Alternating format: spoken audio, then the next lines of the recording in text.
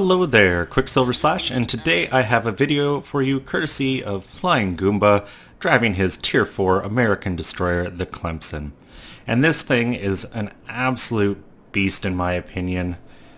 You know, once you've got the gun upgrade, which twins every single gun, you can put 6 barrels aside, you've got 2 triple tube launchers on each side, and you can just absolutely dominate an area alone. It looks like right there he's just checking, notices one of the other destroyers hasn't loaded in, and he's going into B all alone. And if it were any other destroyer, I'd be worried about that. If I were in a Japanese one, I would never do something like that. But having those tubes on each side means you can split a pair of ships and fire your torps off either side and get more than one target, and it more than has the adequate amount of firepower. Absolutely ripping apart things in this little ship.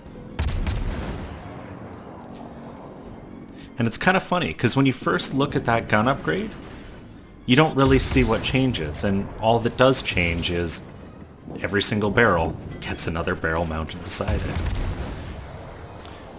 You can see him working on that Tier 4 Japanese cruiser, the Kuma, getting about 1,000 damage a volley.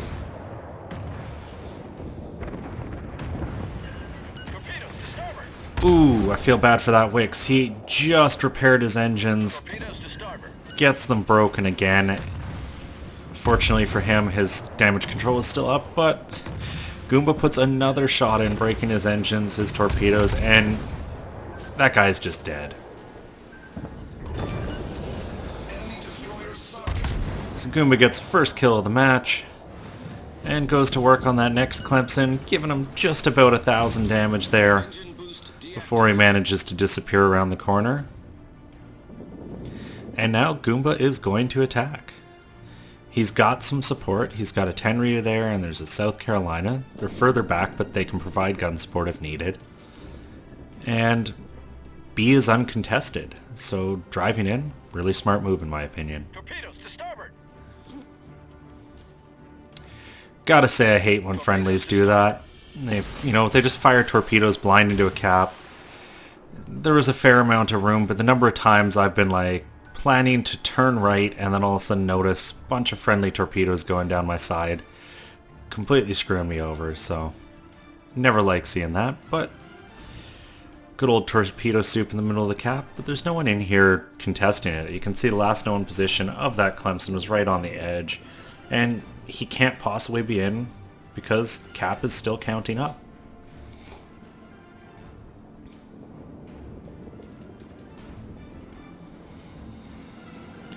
And then Goomba gets spotted by that enemy Clemson, who also appears to have fully upgraded guns. You can see his torps there in the water.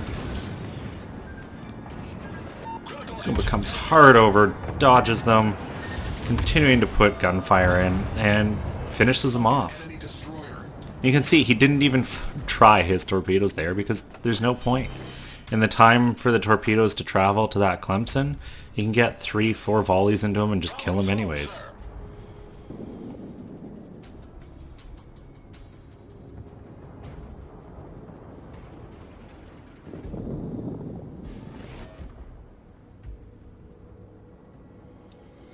And it would seem Flyinggoomba's team's finally getting brave and joining him in B. And sometimes you just have to do that. You've got to be willing to be that tip of the spear, try to motivate your team to push on. He's going to open up on that Hosho here, but you'll notice there's also a battleship right on his left, and my guess is that is exactly who just put shots into him. And you can see the Kohlberg firing as well.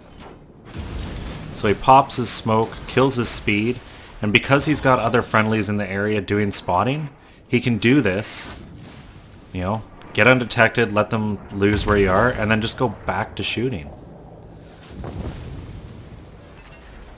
Smoke screen set.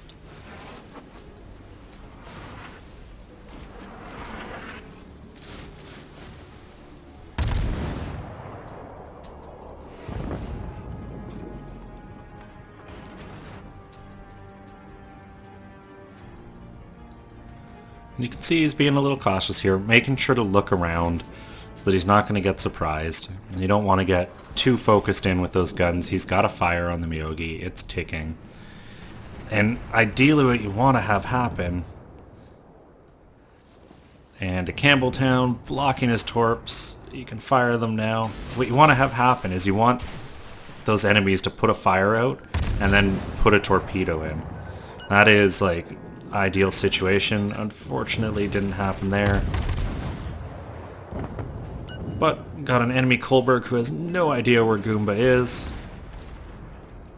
And Goomba is charging in on that Miyogi. And you can see the Miyogi's already turned to dodge the Campbellton's torps. He's going to eat a couple of them, but that's really going to set up the kill for Goomba.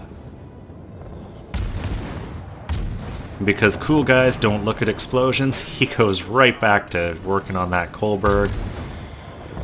Got to be a little cautious of some friendly torpedoes in the area. And it can get really messy at these low tiers with the rapid torp reloads. But he gets some torps out at a Kaiser who is also just dead meat.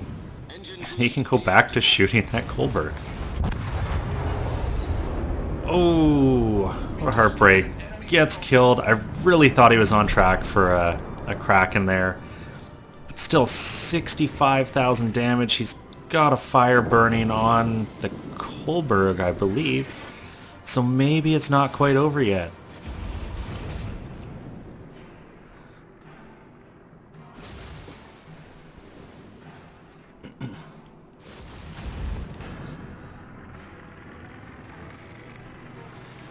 But really, 4 kills in about 5 minutes of actual gameplay, 6 minutes. Pretty impressive, and it's a reason I love the Clemson. It is just vicious. You got 70,000 damage, 6 torps, 59 hits, and you can go out and get those kind of games every game if you play smart in this ship and ambush. So, let's move on. See how this game turned out for him. And Goomba turned out to be pretty lucky. His team didn't bobble all that hard work he did. He walked away with nearly 250,000 credits, 4,000 experience, and just a really solid game in a ship that I personally have always loved playing. I never got rid of it. I have a great captain in it, and honestly, having that 5-skill captain in a tier 4 can make it feel a little unfair at times. But he managed to get 69,000, just about 60 shell hits, 6 torpedoes, 4 kills, 7 fires. He defended that cap and ended up taking it, and really I felt was what the driving force behind his team finally pushing forward and doing more than just sitting at spawn. I really enjoyed this. I love when you guys give me replays, so if you've got one, feel free to send it to my email listed up in my profile information. And if you enjoyed the video, give me a thumbs up. I would love the support. Consider subscribing. We're almost at 100 once I get there. Got a small giveaway for those of you who do subscribe to the channel. And as always, I'll have another one for you guys tomorrow.